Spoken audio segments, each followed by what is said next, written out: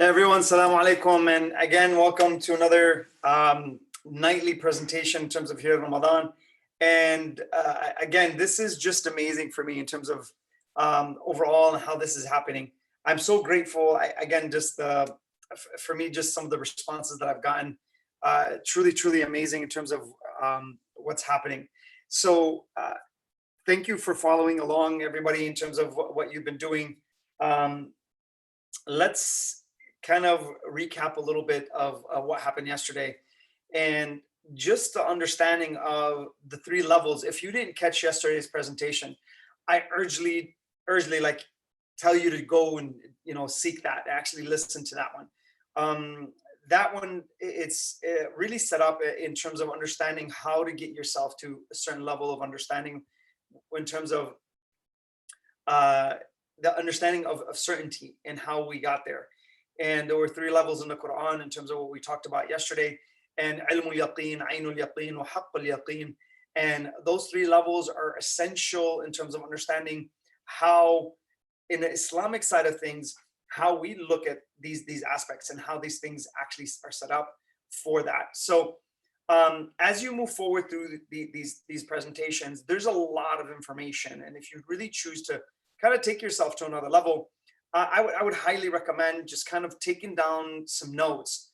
And these things, like, guys, I'm presenting every day with a PowerPoint. So these things, I have to put them together. So I have to take the time, I have to research, I have to put this stuff together in terms of the resources, understanding who said what, making sure the elements are there. So this is my job, this is what I do. But ultimately, what I would tell you is, like, just like someone spends years just putting it into a book, it's the same thing with a presentation. There's information there. So I would highly advise, again, just take some notes. If you can take some notes, please take some notes and really get yourself to the next stage. That's the way I did it. That's the way it's really, if you want to do something, there's psychological facts to this that I'm saying in terms of writing down notes, and religious hadith that say this. Imam Sadiq alayhi salam, he says, if you want to remember something, he goes, write it down. And in terms of psychological factors, how the brain is wired, that's been also, like, it's got credence as well. So overall, I would highly recommend in terms of you doing that, in terms of how you move forward, and place yourself where, man, I want to learn, I want to develop myself, I want to take myself to the next stage. And that becomes essential in terms of who you are. So ultimately, guys, that's what we went through yesterday. Today, I got something really cool for you. And it's just, this is the basis of understanding personality right now. And it's called the 5-factor model, but I'm going to take you through that step by step. So if you truly want to find out who you are tonight, like, this is the night you want to take some notes. And the presentation, I'm actually going to do this presentation. I'm going to offer it as a class on my website. So and actually put it in modules and piece it up. But this is essential for you to understand who you are. And this is the 5-factor model has been around since 1916. There's about at least 1,000 studies each year that pass through the 5-factor model. This is actually what I use with my clients in terms of understanding and decoding this stuff and kind of taking it to the next level. So what I would tell you overall, guys, like, really take yourself to the next stage. And there's a lot of cool stuff in tonight's presentation. So if you know someone who is interested in stuff like this, maybe interested in psychology, these kinds of things, I think this would be an incredible presentation for them. And anybody, it's going to be fun. Why? Because it's going to kind of give you a scale of to weigh yourself on, and how are you categorized? How is your personality? Where do you sit? And it's going to give you equations. And I'm going to give you some examples of what field you should go into if you're high on one of the 5 factors. I'm going to give you some examples that how I use these things to help people determine even their career and how they move forward. So let me give you a little bit about the 5-factor model. The 5-factor model is overall, it's about over 4,000 characteristics that have been streamed down into 5 factors and overall 30 facets. What that means, within each factor, there's 6 facets. And it's actually an exam. The exam is also on my website if you choose to. It's called the personality exam. You can go wissambazzi.com, and it's free right on there. So I would tell you that if you can take the exam and look at it. It's really, really cool, but it takes a higher level also. If you can use it for general things, it's great. It'll spit out equations for you, and it'll tell you exactly who you are. But it's when someone who's really well versed in the actual exam itself, they can connect the dots. So it's not, you really got to know how to read it, but take the results that it gives you automatically. But it's really, really cool. It's a really cool exam, a personality exam. And this is like the highest level in terms of these kinds of things. So before I begin, let's start it off the right way.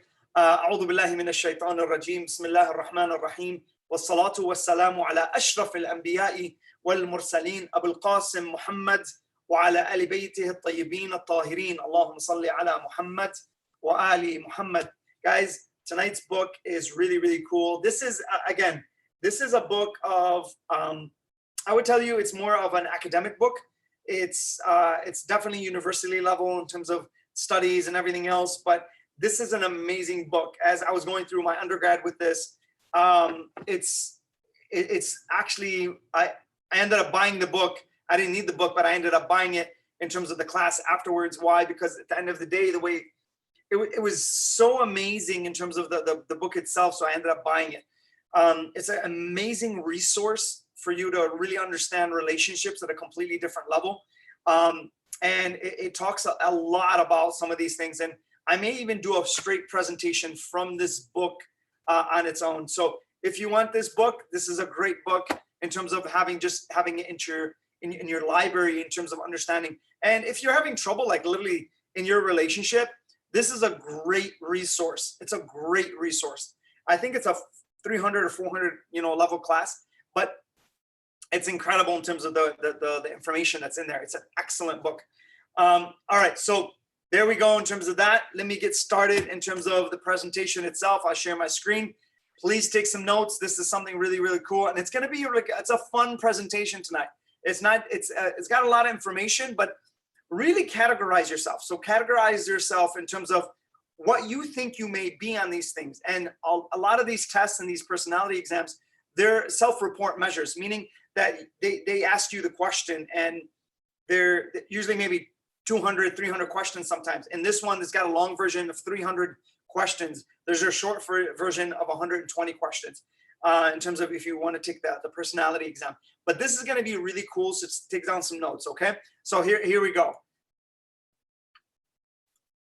All right, guys. So tonight's presentation is really understanding your personality. Where do you fit? Do you fit in? There's going to be 5 factors. I'm going to give you the high, and I'm going to give you the low, and you judge yourself in terms of how it works. I'm going to give you each factor, and it spells out this word right here, ocean. These are the 5 factors. It's an acronym for the 5 factors, okay? And I'm going to take you through each one, and I'm going to give you a high, and I'm going to give you a low, and I'm going to give you, if you are high, it's this. If you are low, it's this. It's going to give you certain personality traits on each side. It's really, really cool. So take down some notes. You're going to love it at the end, okay? Number 1, openness to experience. Some people who are like that, I'm not going to go into these too much. They love to be, they love to experience things. All they see is opportunity in terms of these kinds of things. They're highly creative. Excellent, excellent factor in terms of your creativity. Conscientiousness, planners. This is a person who's constantly thinking ahead. Some people drive themselves crazy when they're like that because they're so dutiful, okay? Now, number 3, introversion and extroversion. Extroversion is literally like the positive factor. If you are high in extroversion, you're usually very happy. You like to be around people. You like to be the center of attention. Agreeableness. This is a great thing. People love you, but you have a hard time saying no to people. It's going to be difficult for you. And I'm giving you these general perspectives, so I just hook you and just like, whoa, that's me in terms of what I'm doing. And the last one is neuroticism. Neuroticism You want intimate relationships. You want to connect. You want to know people. Oh my God, if you're high in this one, you might be a little bit impulsive and emotionally unstable. So, and watch how these things are going to develop as we move forward. These are really, really cool. It's a really cool exam. All right, so let's move forward. In terms of the first one, if you are high in openness, okay, openness, let's see what it means. Okay, this is a suggestion in terms of what area and career you are in, you should go into. So a person, and I'm going to give you exactly the traits. If you're high or you are low, okay, I'm going to give you the traits right after this in terms of each slide. So I'm going to introduce the subject to you, what it is. Then from there, I'm going to give you the highs and the lows. Okay, if you're high in openness, meaning you want to experience everything, you want to touch everything. Okay, this is a person who's kind of, they could be like ADHD. Like, please guys, I want to say something, and it's just a side note. Okay, don't label people ADHD. Like, don't just diagnose people in terms of that. Let's say they are, like, with these kinds of, they have these things. It's very difficult to have these kinds of syndromes. Don't just go off on your own and just, like, it's such an overused word. But this is just a side note. All right, so if you are high in openness, meaning you love experiences, you want to touch and feel everything. Okay, you want to be in the middle of the woods. The next thing, you want to be on top of a mountain skiing. You like experience. You like to do things like that. You may be high in openness. Now, you're oriented towards what? If you are high in openness, entrepreneurship, business. This is something, people like that. They like change. They don't like to stick around. You put a person like this behind a desk, bam, it's like literally you shot them in the head. They can't. It's very difficult for them. They're highly creative, okay, in terms of that. Now, high in openness, but low in conscientiousness. I'm just giving you certain factors here that maybe, I'm not going to give you specific elements. I'm just giving you some probabilities, okay? This is what's going to happen if you're like this, okay? You're going to be impatient. You're not going to want to tolerate people. Conscientiousness is this: people who plan ahead and always are thinking forward versus somebody who's in the moment. High in conscientiousness, they're usually planning ahead, okay? Low in conscientiousness, I don't want nothing to do with that. I'm just living in the moment. I want to laugh, but I don't care about my bills in terms of what's coming up next, but I'm having fun and I'm spending my money, but I'm in debt, okay? Be very careful with that one, but at the end of the day, that's how they live. All right, so now you're going to be impatient. Number two, you are not going to do paperwork. You don't like paperwork. Like I told you, you put this person behind a desk, they're not going to like it, okay? No follow-ups. They will not follow. They have a hard time with follow-ups and stuff like that because their mind is all over the place, okay? You're a mess. So find someone who is high in conscientiousness. Why? Because someone who's highly conscientious, you know what they're like? They're orderly, meaning they like order. You walk into their room, it's like spick and span, it's tidy. If you walk into your room and it's a mess, understand you may be high in openness, okay? But you need someone to balance you out in terms of these kinds of things. So if you're like that, and it's usually highly creative people make amazing CEOs, but they're like all over the place in terms of their mind sometimes. So they need high-level secretaries who are usually high in conscientiousness, or they need a really good CFO, okay? The chief financial advisor. Why? Officer. Why? Because at the end of the day, they're all over the place. And a person like that's got to be organized. So they need help being organized. All right. So you need dynamic opposition. So that's what we talked about. Get someone who is high on the other end. Okay. You're in chaos. You love quicksand. Okay. People in real estate, their paycheck depends on what they do today. So that's quicksand. That's living in quicksand versus someone who's just got a job and it's guaranteed a check at the end of the week. A real estate agent, in terms of sales, any types of salespeople, there's no guarantee at the end. There's no guarantee that you're going to get a paycheck. So there's a difference in even the personality types. All right. When you are open, all you see is what? Opportunity, opportunity, opportunity. That's how they see things. Oh my God, I want to do this. Oh my God, I want to do that. Oh my God, I want to do this. They have a hard time picking a direction. Now, motivation and orientation, okay? Want to engage in creative activity. These people love creativity. They're usually into the arts, music, these kinds of things. Okay. They're usually horizontal in thinking, meaning they're like to do 100 things and 1 inch down, versus someone who's doing one thing and 100 inches down. There's a difference. But these people are highly adaptive. They can adapt. They're so cool. And they're usually high in emotional intelligence, usually. Okay. But where their weakness is, they can't make, like, they can't, they're so lateral, and they can't stay on one thing for long enough to create success. So this is some of the problems that people like that have. All right. So watch this. This is so cool now in terms of, I'm going to give you some factors that will bring you to understand if you're high in openness or not. All right. So on this, we're going to talk about high or what? Or if you are low. If you're high, you're going to be here. If you're low, you're going to be here. All right. So listen to these characteristics in describing someone who's high in openness. They are creative, curious, curiosity. They're very curious in terms of enjoy change. So they like things that are dynamic. If they have routine, they can't handle it. They need a different situation to happen with them every single day. Okay. Prefer complexity. They're usually deeper people. If they're looking at a flower, they'll start talking about it in a philosophical way. Okay. These are usually the type of people that love this kind of thing. Okay. Very imaginative. They can really, really take themselves to a whole nother level. Okay. Listen now to the con of this. Ignore details. So they miss things. Why? Because they're all over the place in terms of all the time. They can't stay. It's like you give them a folder of tasks. They'll get to like task 3, then they'll want to jump to another folder. Instead of finishing the folder, what do? They go 1, 2, go sideways. 3, go back to 2, go sideways again. Okay. They're like that. They maneuver that way. Okay. Trouble deciding. Why? Because they're always horizontal. I don't know which one to pick, versus someone who's lateral. Okay. Take too much information. They love detail. They're always in the detail. All right. But you ask them, okay, how did you get here? I don't know, because they don't categorize. They literally don't categorize, and they go so deep in terms of the detail. They're always looking at the detail. They get lost, even in their mind sometimes. So these are some of the things that if you're high in openness, these are really the cool things. Okay. These are not so cool, the things you may need to work on. All right. Let's go if you're low on openness. All right. So this is like, you don't like creative. This is what's going to happen.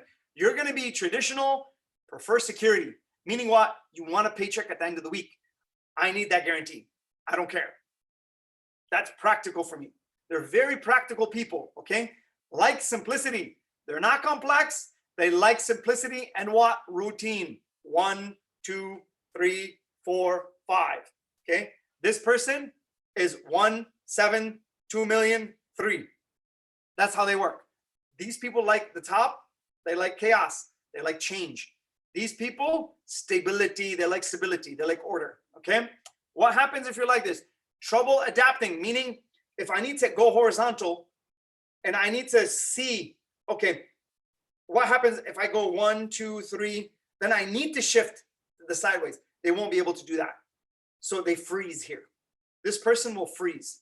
If they're low on openness, they'll freeze. They won't know what to do because they need to see the next step. Otherwise, they won't move. This person who's up here, they can adapt quickly. They can move.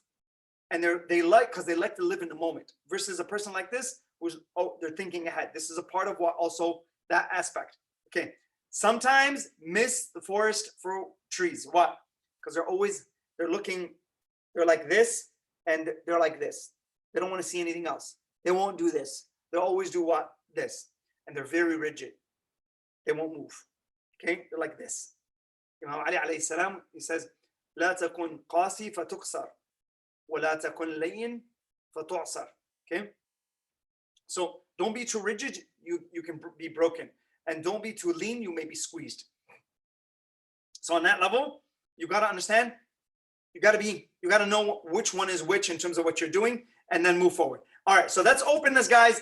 Let's say you're high in conscientiousness. I'm going to explain to you what that is. I'm going to move with that a little bit quickly because I'm afraid I'm going to run out of time. Okay.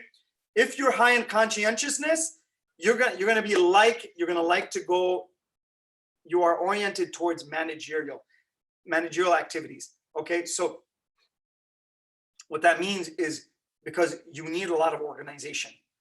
That's what happens here. So that's the way it works. Okay, disagreeable people, which is going to come up next, you're going to see also have a managerial orientation if they are not too disagreeable.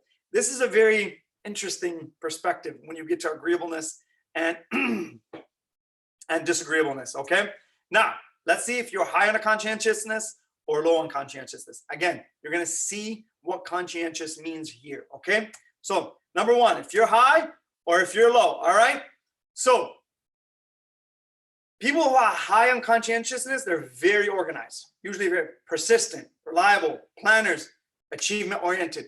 They want to do things. Okay, you need to be high in conscientiousness in certain ways to get yourself like pass through, like get yourself to the PhD or get yourself to a high level in terms of who you are and what you're trying to do. So this is a person who plans like years and years. Somebody wants to be a doctor, it takes them maybe 10 to 12 years from the first start. That's not easy. That's not an easy road to begin. Okay, but let's say somebody wants to plan to be a president when they turn 20 and they actually achieve it. That's a really long road in terms of what you're doing. So guys, it's really these kind of people are high on conscientiousness, can be workaholics. So they're like that, they love to work. They're always achievement motivated. Okay, they want to get things done, can be excessively organized. This, if you live with a person like this and they're always, they need order, they can be very difficult to live with in terms of this aspect only. I'm not saying they might be great people, but they'll just be the critic. Why did you put this here? How did this work here? Oh my God, here. That's the way it works. Oh my God, you put your phone, you need to turn it a little bit when you put it down. They can be that crazy about things, and they have these feelings that they can't help them. Okay, they can't help it. Now, let's say you're low on conscientiousness. You're usually aimless, don't like to plan too far ahead. Okay, you're lax spontaneous. They love spontaneity. Please just put me in the moment. A lot of people like this will kind of put aside their responsibility is very urgent, and they will actually go towards the fun side and become really somewhat hedonistic. So you got to be very careful with stuff like this, because I'll go with the temptation of the moment, and I will go with short-term gain but long-term pain, and I won't care, and that's the way my life is. So think of someone's credit score. I'll just take the money, spend it, then I don't want to pay it back. Okay, I'll ruin my credit score, then years down the line I'm trying to get a house, I can't. That's just the way it works. Okay, hedonistic in terms of what we just said, dislike detail. Just don't bother me. I don't want to know. And if you criticize someone like this, they'll just put you in your place right away. They're like, I don't want to listen to you. Okay, don't. Let's say somebody's high on conscientiousness, going with, and by the way, guys, in your relationship, okay, with your wife, or a husband to a wife and a wife to a husband, if you guys are too far off on these kinds of things, it could cause a lot of trouble. And you want to be on the same domain with these kinds of things. All right, so unreliable, if you're low, unreliable, trouble meeting deadlines, trouble keeping focus. Because again, I don't like to plan, I don't like to think of the future, I like to be in the moment. Big issue here in terms of the distinction between the two. All right, so that's conscientiousness. High in extroversion. All right, if you are high in extroversion, you are gonna like sales. You're gonna like being in the moment. You like to wheel and deal, you like to haggle, you like to, your verbal skills are very good in terms of what you're doing. Excuse me, guys. But this is, at the end of the day, it's the feel good factor, meaning people who are high on conscientiousness, they're usually the center of attention. They usually, so I'll give you an example with me. I scored 98 on conscientiousness. Out of 100, I scored 98. So I was really high in conscientiousness. Okay. On extroversion, I scored 92. And on neuroticism, I scored 1. So you'll see what neuroticism is. But these kinds of things are so, they're so important in terms of understanding these kinds of things. Okay, so motivation, orientation, people, and they want friends. They like to be around people. They want friends. A lot of people know a person who's like this. Okay, they're usually the center of attention. They can be speakers. They can be people of somewhat high rank are usually high on extroversion and introversion. Again, like Abraham Lincoln was an introvert.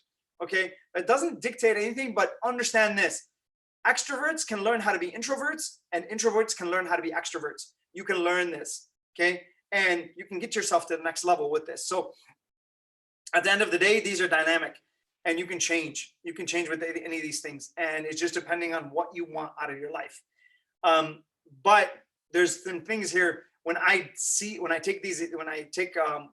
of my clients takes an exam and I look at it for them, and I can connect the factors and the facets, and I see things in terms of their strategy and their strengths and the things they really need to work on, their areas of opportunity where they need to develop themselves and take themselves to the next level. That gives me a strategy. So what I do is I take this exam, I do that, then I do an interview with them to confirm that everything that I'm doing. Then from there, we set up a strategy based on these things, 2 month, 3 months, sometimes 5 months. Sometimes it's a week-to-week strategy just to see maybe the things they need to work on is more inside of them first. So we have to clean up some decisions on the inside and go into maybe personal development first. Then we take it to the outside and kind of go over more of a 3, 4, sometimes a year ahead of time. It depends on the person really. But sales orientation, let's see what it is if you're high or low in extroversion. If you are high, you're outgoing, you're active, energetic, talkative, optimistic, fun, loving, okay? These people are really fun to be around, okay? They're really fun. They love energy, they love life, okay? Moments of emotional flight can be domineering, okay? This is a person who can be like if they do this right, they can be like the alpha male. They can kind of get themselves to that kind of stage. But at the end of the day, if they don't have control over, like, with, let's say they're high in conscientiousness, meaning they have very strong discipline and they're not in the moment and they're always planning ahead and they're high in extroversion. This person now it's a multiple talented person now, where they can plan and their emotions don't take flight on them. They can actually have control over their emotions. So it's really amazing, just the dynamics of the personality and where you could take yourself to. So that's if you're high. If you are low on extroversion, you're going to be reserved, kind of independent. You don't want to be bothered with people. You'd rather be at home than go to a gathering. That's how it works. Quiet, enjoy working alone. This is a person who wants to be on a desk by himself. Leave me alone. I don't care if you even put me in the basement. I'm fine. Okay. I just keep people away from me. That's the type of personality that will, you need to start to see here, guys, that certain characters are meant to be in certain lines of work. That's very important. That's very important. So once you understand that and you kind of see these things, this is huge for business, by the way. So many people, high-level businesses. So I was the VP of business development for a company, and in terms of these things, and it was a great company, and I thank God that I had the opportunity to do stuff like that. So I just want to say thank you, OSP, for giving me those opportunities. Incredible company, and I truly value the people who were there. So just a kind of shout out to you guys. So keep doing what you're doing, and God bless you guys. Reserved, like we said, independent, quiet, but at the end of the day, these personality tests are so huge. They're actually huge in major corporations. And so now let's move. Low energy, overly shy, lack social support because they don't connect to people. They don't connect to many people. Withdrawn. Okay. If you're like that, these may be personality traits. So 50% of your personality is genetic, guys. And there's something called epigenetics. I'm not going to get into that. It's a high level of study where genes are expressed by your thought process. Literally, Whatever you think, those genes inside of your body will be expressed based on your thought process. This is where the science is going to now. So your genetic code, you can change it by your thought process. And I'll give you, hopefully I can give you some more on this stuff.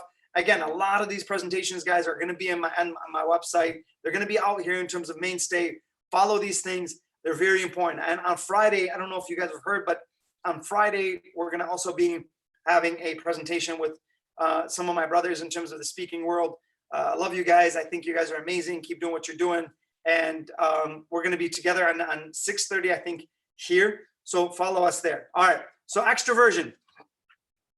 In terms of this, now, high in agreeableness. Guys, I really want to warn you about this one and be very careful with it. If you're high in agreeableness, I'm going to give you a lot of things that really can hurt you, but it can help you as well.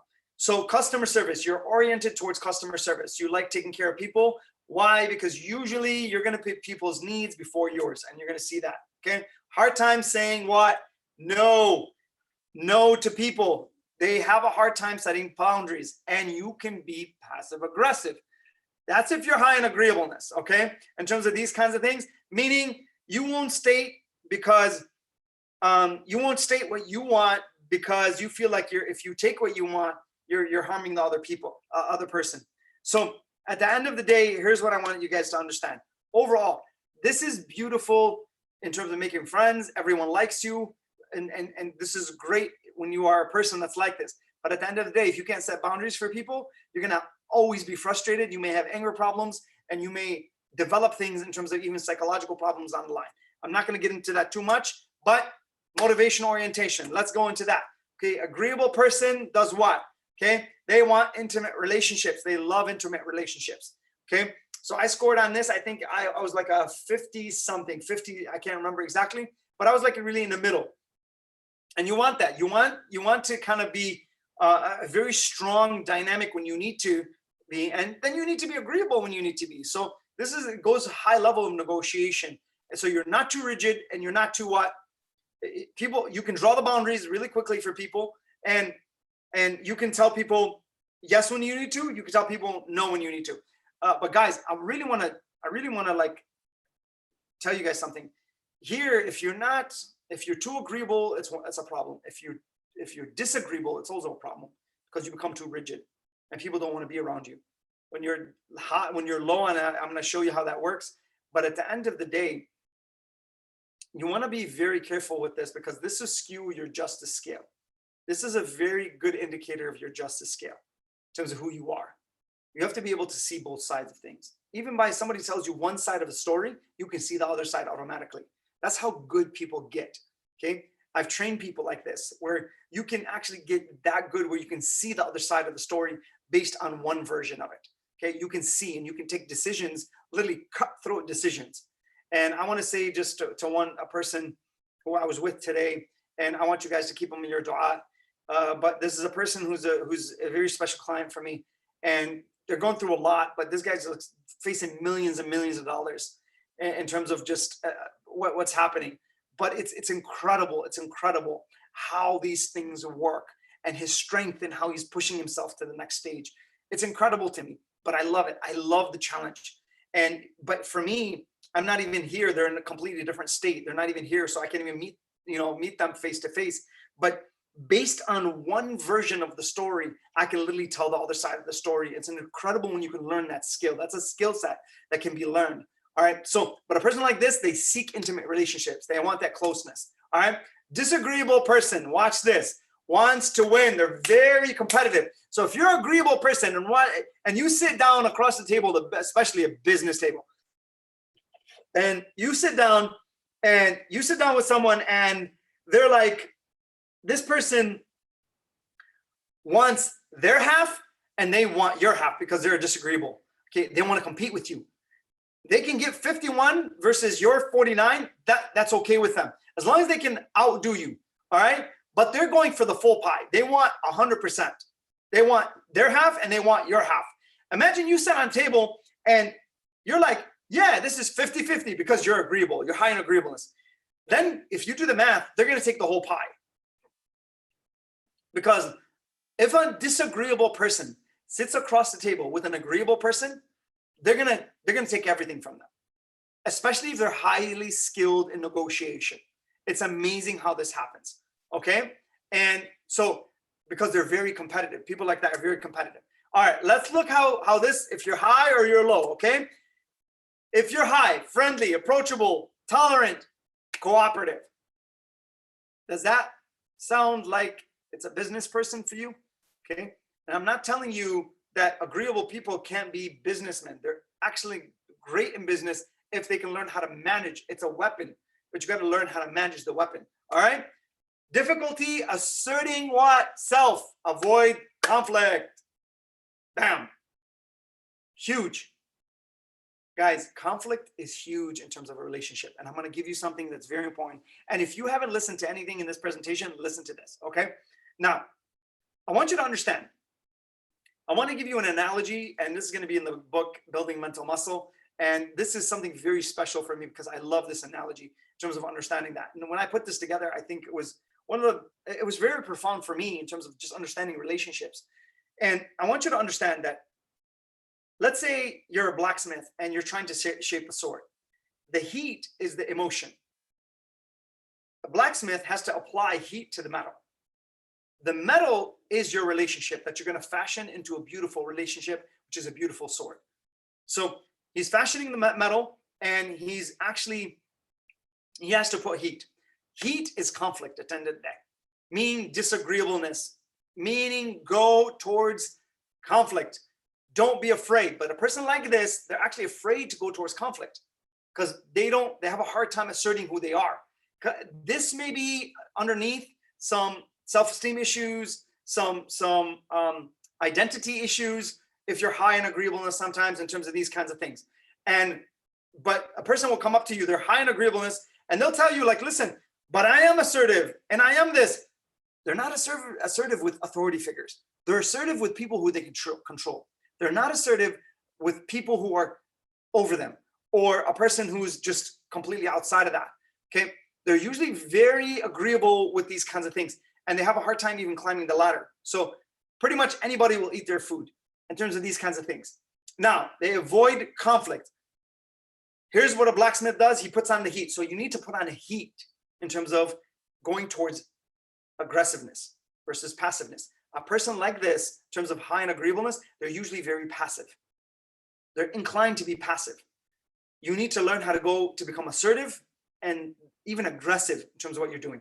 The more you go towards this side of the scale and aggressiveness, guess what happens? You're going towards conflict, which is you're putting on more heat onto the metal. Now, what happens when you become passive aggressive? Because people like this are usually also passive aggressive, okay? What happens? You can what? Put on too much heat at the wrong time. If you put on too much heat, you can disfigure the metal. If you put on too little heat, okay, which is being passive, you won't have enough heat to shape the metal. So you got to hit this right. And every situation is different. So you got to know what the temperature is. To know what the temperature is wisdom. To know when to be passive and to know when to be aggressive. This is the artistry of making decisions. It's wisdom. So it's presenting knowledge and placing it in the right place where you have to be assertive and aggressive, and you have to be assertive and passive. It's incredible how you can learn how to do that.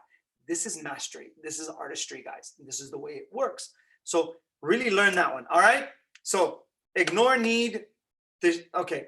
I'm not going to get into that. We'll go further. All right. Critical, willing to change. Okay. This is not willing to change. That's what it should say. Not willing to change. Okay. Want personal acknowledgement. All right. So they're critical. This is a critic. Somebody they're never going to see your side of the story. They're always going to see something that's deficient. Okay. This is the critic. If somebody's low in agreeableness, this is the critic. This is the person 1, 2, 3, 4, 5 in terms of the way they work. All right. Now, but some people can actually vary between the two depending on their situation. If you're a really smart person, you can actually vary in this, which is scary. Okay. But it's not scary that it's bad. It's just you won't know when to do things, and you'll actually confuse yourself in certain ways. I'm not going to get into this way too much because it can get really complex, guys. I have this like personality test in my head. So I'm very well, I understand it highly. So from here, now they can be rude, self-serving, not a team player, and even hostile. This is if you're low on agreeableness, and you may know people who are like this. All right. So now, this is the last factor, and this is neuroticism. And I really want you to pay attention to this one, because this one is another factor. It's just opposite of what extroversion, which is the happy factor. This is the sad factor. This is the depression factor. This is the anger.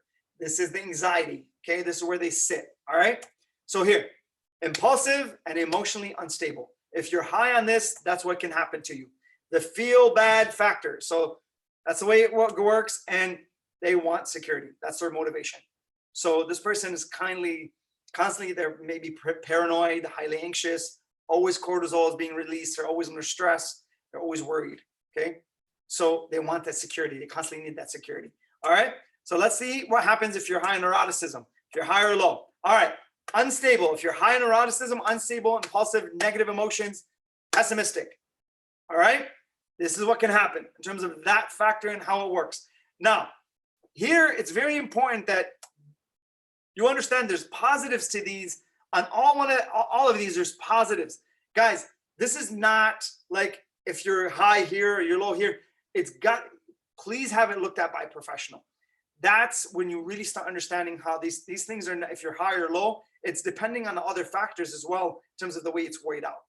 Okay, so it doesn't, if you're high on, let's say, neuroticism and you're low on conscientiousness, meaning you're impulsive in terms of your emotions and you can't plan. So you're gonna have a hard time making decisions. I'm just giving you examples in terms of how it weighs itself, okay? But let's say you're really high on conscientiousness and you're really low. Like I scored 98 on conscientiousness and I scored 1 on neuroticism.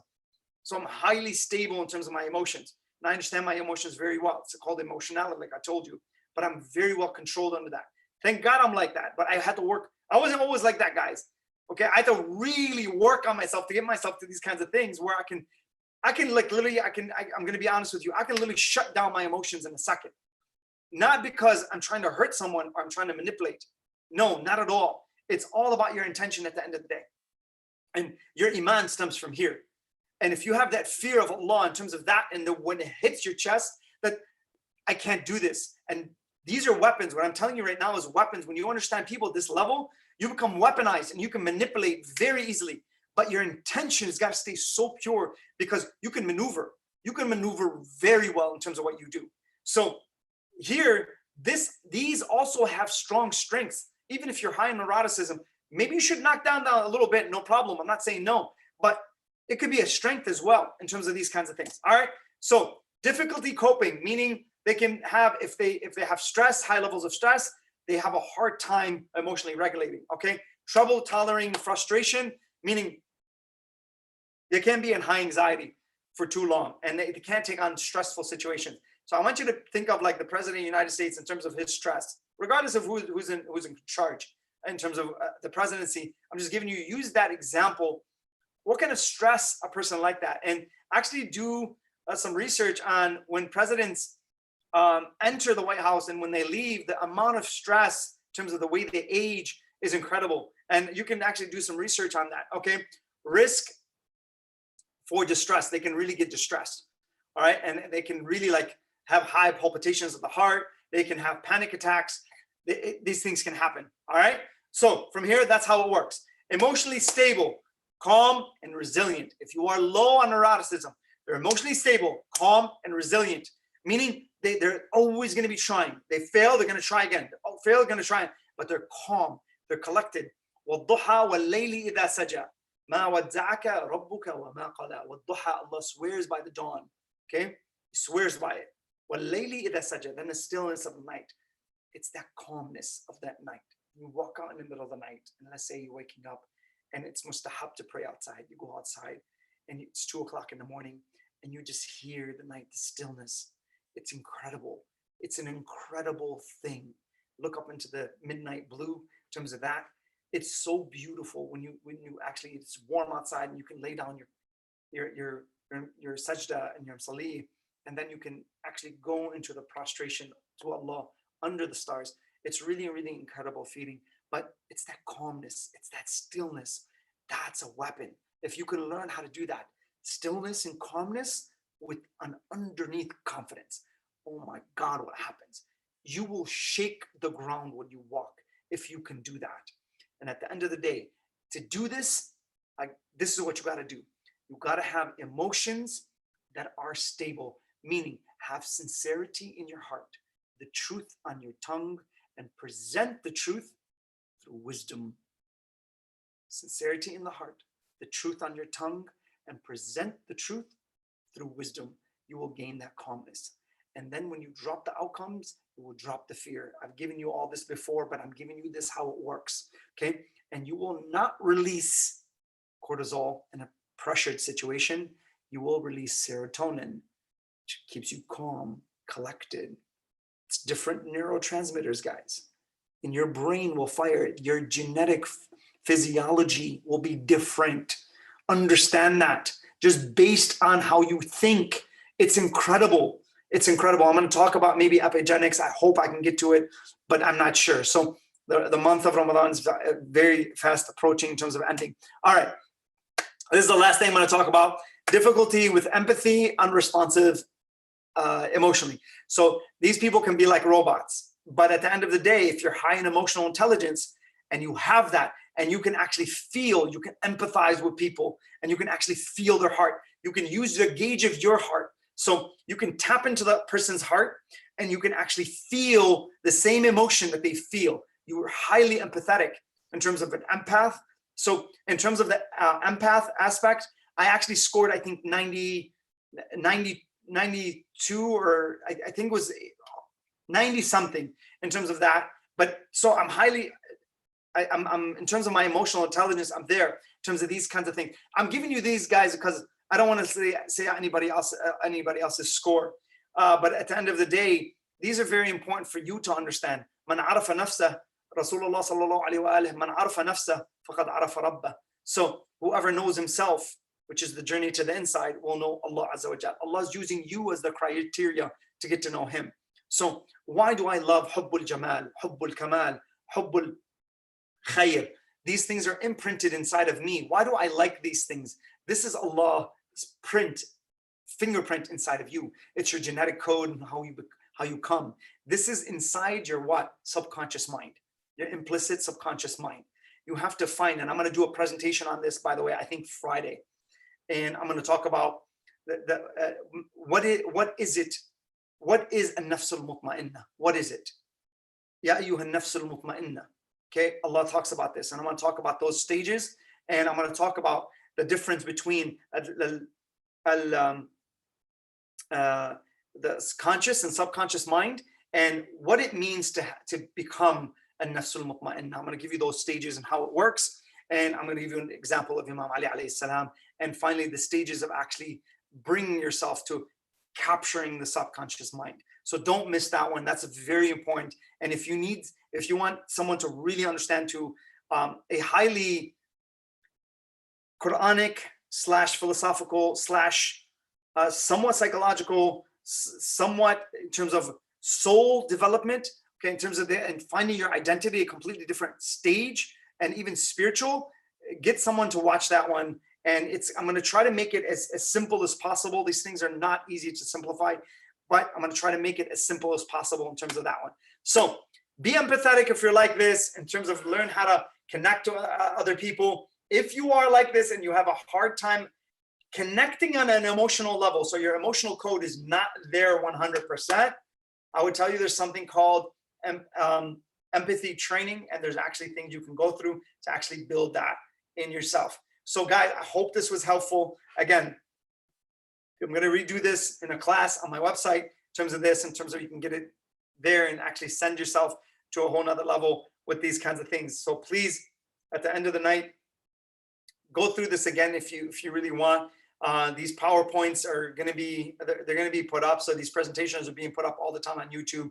So you can go back and reassess yourself and kind of take yourself to the next level. So guys, I'm grateful. My time is almost up in terms of what I'm doing.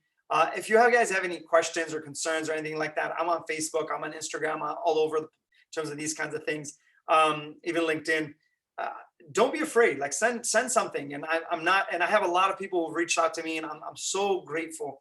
I'm honored. And I have a lot of stuff that's coming out all the time, because some people are really asking me, where do I go? I'm getting invites like on Facebook. I can't take on any more friends. So there's a page that I have. I'm just saying this stuff, not for self-promotion, but at the end of the day, there's just requests that are coming in. I promise I will just actually say something. So I'm saying something now in terms of these kinds of things. So keep yourself moving, keep developing yourself. These things are, again, like I told you, they're going to be up. وآخر دعوانا الحمد لله رب العالمين والصلاة والسلام على أشرف الأنبياء والمرسلين أبي القاسم محمد وعلى آل بيته الطيبين الطاهرين اللهم صل على محمد وآل محمد.